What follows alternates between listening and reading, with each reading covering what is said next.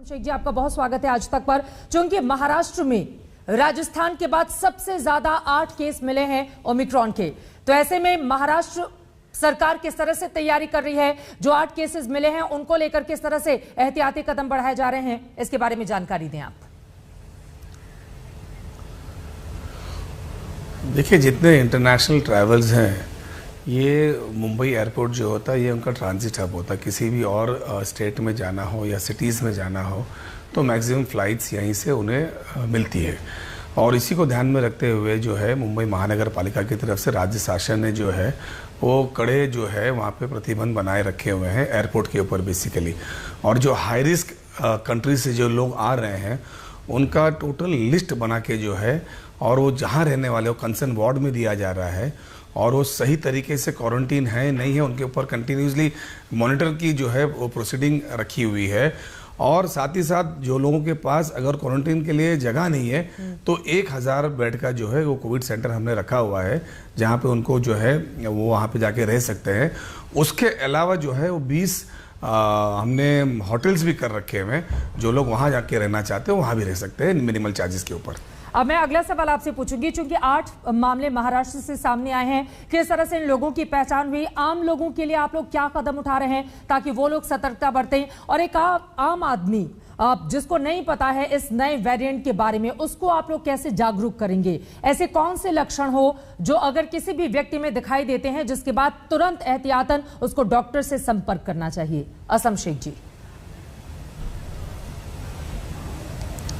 देखिए, इसमें ये वेरिएंट यहाँ पे आने से पहले ही इसकी चर्चा लगभग पूरी दुनिया भर में बड़ी तेज़ी से चल रही है।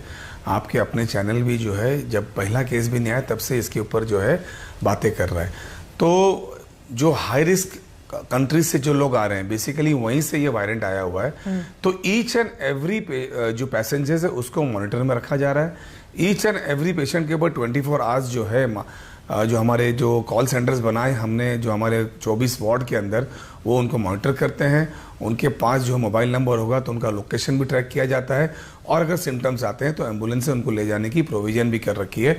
उसके अलावा जिस सोसाइटी में वो रुकते हैं उस सोसाइटी के अंदर भी उनके जो चेयरमैन हो गए या सोसाइटीज़ के मेंबर्स को बताया जा रहा है कि इस पेशेंट की ज़रा सी भी हलचल होती है, बाहर निकलने की कोशिश करता है तो तुरंत वार्ड को सतर्क करें। और उसके अलावा बाकी हमारे जो माध्यम है जो लोगों तक पहुंचाने के वो सारी चीज़ें जो है महानगर पालिका शासन की तरफ से उनको बताया जा रहा है कि क्या क्या सिम्टम्स आते हैं तो उनको कहाँ जाना है, किस तरीके से जाना, और कहीं नहीं जाना। वो खाली एक टेक्स्ट कर देंगे तो महानगर पालिका की एम्बुलेंस खुद आके उनको जो है उनकी जांच करके उनको कोविड सेंटर में ले जाएगी। क्योंकि मौजूदा वक्त में जागरूकता ही बचाव का सबसे बड़ा माध्यम हो सकता है, इसी वजह से ज्यादा लोग जागरूक रहें इस ओमिक्रॉन वेरिएंट को लेकर। ये बहुत जरूरी हो जाता है क्योंकि हम सब ने देखा था मुंबई की जिस तरह की स्थिति दूसरी और पहली लहर के दौरान सामने आई थी, या देश के कई हिस्सों में एक दम तोड़ता हुआ सिस्टम भी नजर आया था। उस स्थिति से बचने के लिए बहुत जरूरी है कि अभी से हम सब जागरूक रहें। झारखंड की क्या तैयारी है? वहां के स्वास्थ्य मंत्री बन्ना गुप्ता जी हमारे साथ जुड़ चुके हैं। आपका भी स्वागत है सर। झारखंड के मद्देनजर लोगों को कैसे जागरूक किया जा रहा है, क्या है तैयारी,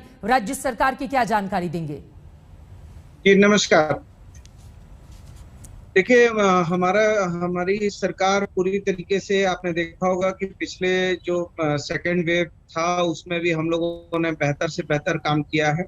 और ये जो नए वेरिएंट के आने की बात है इसमें झारखंड पूरी तरीके से पहले से चाक चौबंद, जब हमारा सेकेंड फेज था उसी समय ही हम लोगों ने अपने पीकू को, NICU को, चाइल्ड मदर यूनिट को, PSA प्लांट को, इसके बाद जो है बाल चिकित्सक और बड़े चिकित्सकों की इलाज पद्धति में एक दूसरे के साथ उनको हम लोगों ने ट्रेनिंग वगैरह देने का काम किया है जी।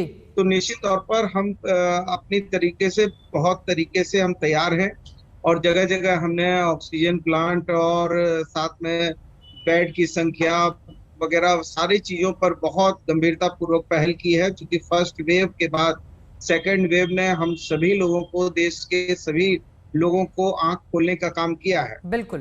तो झारखंड पूरी तरीके से तैयार है और परमपिता परमेश्वर की कृपा रही तो उम्मीद है कि झारखंड में नहीं आएगा, और यदि आएगा तो हम डट के मुकाबला करेंगे। और हम माननीय मुख्यमंत्री जी के नेतृत्व में नए नए इनोवेशन, नई नई विचार, नई तरीके से ICMR के गाइडलाइन, WHO के गाइडलाइन, भारत सरकार की जो और दिशा निर्देश है उस सारा का पालन करते हुए हम सभी लोग मिलकर इस ओमिक्रॉन वेरिएंट को हराने का काम करेंगे।